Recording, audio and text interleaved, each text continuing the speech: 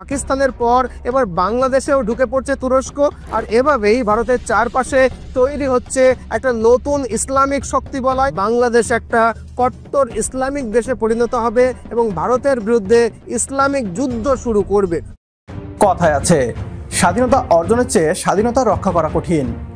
বিগত কয়েক দশক যাবৎ বাংলাদেশকে নিজেদের একটা অঘোষিত কলোনি বানিয়ে ইচ্ছামতো ব্যবহার করেছে ভারত। বাংলাদেশের রাজনীতি থেকে শুরু করে অর্থনীতি সবকিছুই নির্ধারণ হতো দিল্লি থেকে।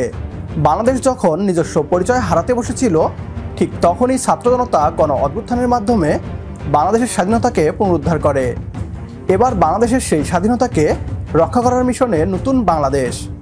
তুরস্কের সাথে মিলে এবার সামরিক শক্তি বৃদ্ধি করছে বাংলাদেশ। বাংলাদেশের ইতিহাসে এই প্রথমবারের মতো অস্ত্র তৈরির কারখানা স্থাপন হচ্ছে। তুরস্কের ব্যালিস্টিক মিসাইল থেকে শুরু করে আকাশ প্রতিরক্ষা ব্যবস্থা সবকিছুই এখন থেকে মেড ইন বাংলাদেশই হতে চলেছে। তুরস্কের টেকনোলজিতে বাংলাদেশে তৈরি হবে হাতিয়ার। এতে করে রাতের ঘুম হারাম হয়ে গিয়েছে ভারতের।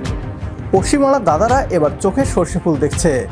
পশ্চিমবাংলার মিডিয়া দাবি করছে, ভারতের বিরুদ্ধে ইসলামিক যুদ্ধ করতেই বাংলাদেশ এবং তুরস্কের এমন প্রস্তুতি। পাকিস্তানের পর এবার বাংলাদেশেও ঢুকে পড়ছে তুরস্ক।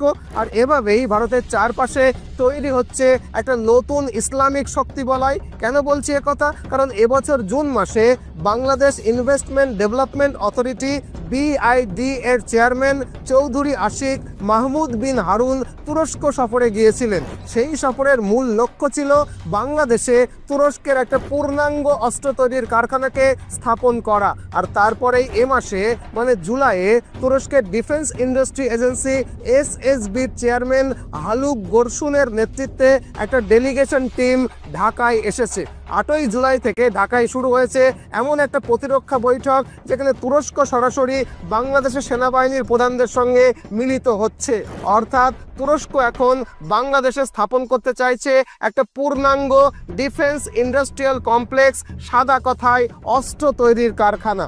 ভারতের পূর্ব সীমান্তে তুরস্কের সহায়তায় এক নতুন পাকিস্তান তৈরির নীল নকশা তৈরি করছে বাংলাদেশের জামাতি ইসলামী নামের এই সংগঠনটা। আর এই পদক্ষেপের মধ্য দিয়ে তুরস্ক শুরু করতে চলেছে ভারতের বিরুদ্ধে একটা স্মার্ট যুদ্ধ, যেখানে সেনা হবে বাংলাদেশের কিন্তু স্ট্র্যাটেজি হবে তুরস্কের।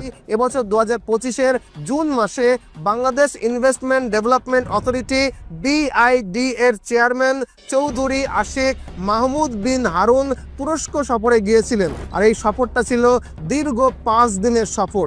এই সফরে তিনি তুর্কি এরোস্পেস ডিফেন্স ইন্ডাস্ট্রি প্রেসিডেন্সির সঙ্গে একাধিক মৌ স্বাক্ষর করেন। মূলত এই সফরের লক্ষ্য ছিল বাংলাদেশে তুরস্কের একটা পূর্ণাঙ্গ অস্ত্র তৈরির কারখানাকে স্থাপন করা। আর তার পরিপ্রেক্ষিতে এ মাসে মানে জুলাই 2025-এ তুরস্কের ডিফেন্স ইন্ডাস্ট্রি এজেন্সির চেয়ারম্যান হালুক গোরগুন এর নেতৃত্বে একটা ডেলিগেশন টিম ঢাকায় এসেছে। এটা কোনো ছোট সফর নয়, এটা পুরো 8 দিনের একটা অফিসিয়াল সফর হবে। 8ই জুলাই থেকে ঢাকায় গুরুত্বপূর্ণ এই মিটিং শুরু হতে চলেছে, যেখানে তুরস্কের ডিফেন্স অফিসিয়ালরা অংশ নেবেন। আগেই বলেছি, এই ডেলিগেশনের নেতৃত্বে রয়েছেন হালুক গোরসুন, তিনি তুরস্কের ডিফেন্স ইন্ডাস্ট্রি এজেন্সি SSBর চেয়ারম্যান। তার সাথে এসেছে অ্যাসেলশান টাই, যার ফুল ফর্ম হচ্ছে তুর্কিশ এরোস্পেস ইন্ডাস্ট্রিজ, পাকিস্তান হ্যাভেলশানের প্রতিনিধিরা। এই সংস্থাগুলো তুরস্কের সবচেয়ে আধুনিক প্রতিরক্ষা সরঞ্জাম তৈরি করে এবং তাদের কিছু অস্ত্র ইউক্রেন, আজারবাইজান, পাকিস্তান সহ বহু মুসলিম দেশ রীতিমতো ব্যবহার করছে। বাংলাদেশ একটা কট্টর ইসলামিক দেশে পরিণত হবে এবং ভারতের বিরুদ্ধে ইসলামিক যুদ্ধ শুরু করবে। তবে এরকম নয় যে এই ধরনের হাইব্রিড মডেল তুরস্ক এই প্রথম বাংলাদেশে ব্যবহার করছে। এই ধরনের হাইব্রিড মডেল তুরস্ক প্রথম ব্যবহার করেছিল সিরিয়াতে, পরে লিবিয়াতে, তারপরে আজারবাইজানে। এখন এই মডেল দক্ষিণ এশিয়ার বাংলাদেশে প্রয়োগ করছে তুরস্ক। বছরখানেক আগেও যারা বাংলাদেশকে দখল করে অখণ্ড ভারত তৈরির হুঙ্কার দিত, আজ তারাই বাংলাদেশের ভয়ে গুটিয়ে আছে। অখণ্ড ভারতের স্বপ্ন নিয়ে এগিয়ে যাওয়াকে বেশ গর্ব করে প্রচার করত ভারতীয়রা।